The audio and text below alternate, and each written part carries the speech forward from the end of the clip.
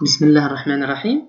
Donc, j'ai l'honneur, autrefois, de présenter mon cours intitulé Législation. Donc, le cours est préparé par moi-même, M. Bilal Abbas, enseignant au niveau du centre universitaire Nol Béchir Bayat, grade, c'est maître assistant, classe B, et ça dans le cadre de la formation des enseignants hybrides, année universitaire 2021-2022.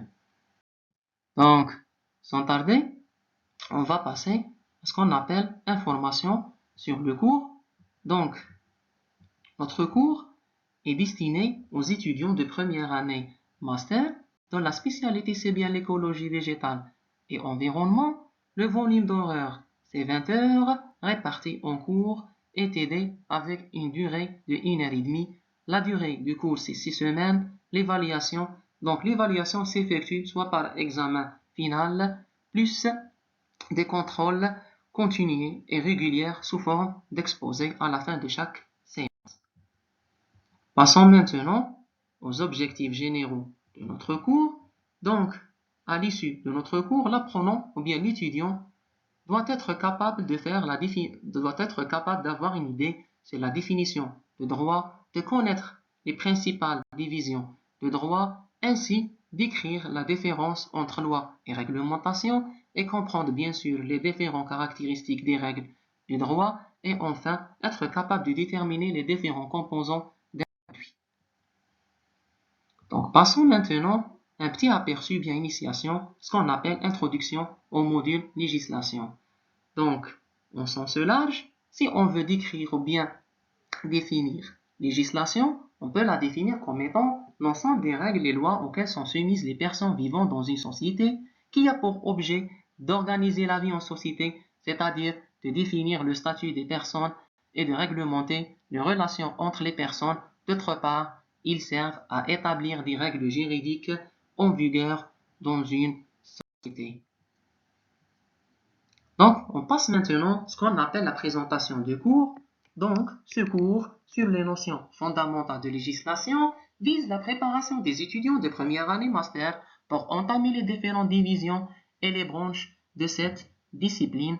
En deuxième lieu, il vous permettre également l'acquisition des connaissances, l'apprenant aux notions réglementaires, les définitions et origines des tests de loi et les connaissances des conséquences pénales. Donc, on va voir maintenant le plan de notre cours. Donc, notre cours renferme deux chapitres. Le premier chapitre est intitulé Notions générales sur le droit et présentation de législation algérienne. Donc, cette unité donne l'histoire ou bien la définition générale de législation ainsi que le droit. Le deuxième chapitre, à son tour, intitulé Protection des consommateurs. Là, on va voir l'ensemble des lois et règlements régissant la production, la vente, le transport, transformation et l'élimination des denrées alimentaires.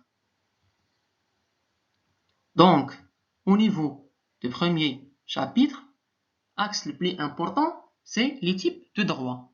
Donc, généralement, il existe deux types de droits qui sont respectivement le droit international public ou bien le droit international privé. On va voir la différence à travers l'explication. Donc, le droit international public, appelé autrement le droit des gens, ou bien entre parenthèses droit individuel, qui donne la solution à quoi? Aux relations juridiques entre États ou bien entre les pays. Tandis que dans le cas de droit international privé, là, il donne la solution des conflits entre les personnes en raison de la statut différent, autrement dit, ne concerne que les relations entre citoyens ou bien les entreprises.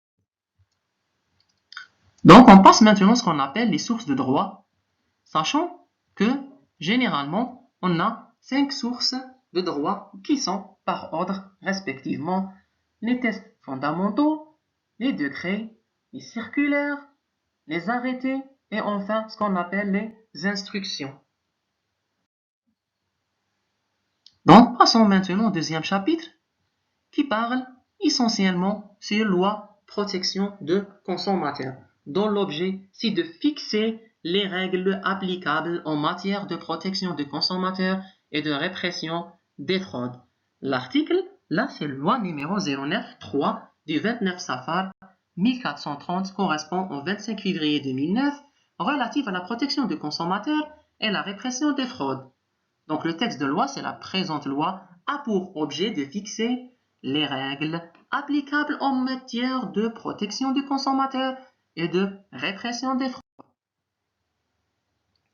Puis, on va passer durant le deuxième chapitre à voir les différents types de produits, sachant que sur le marché, on a généralement trois types de produits. On a ce qu'on appelle les produits sains ou bien loyaux, produits exemple de tout défaut ou bien vice caché. On a ce qu'on appelle le produit sûr, tout produit dans des conditions d'utilisation normales ou bien raisonnablement prévisibles. Et enfin, le produit dangereux, tout produit ne répond pas à la définition des produits sûrs. Les organismes de contrôle. Donc, généralement, en Algérie, on a trois organismes de contrôle qui sont respectivement le Centre algérien de contrôle de qualité et de l'emballage, l'Officine nationale de météorologie légale et la Direction de contrôle et des prix.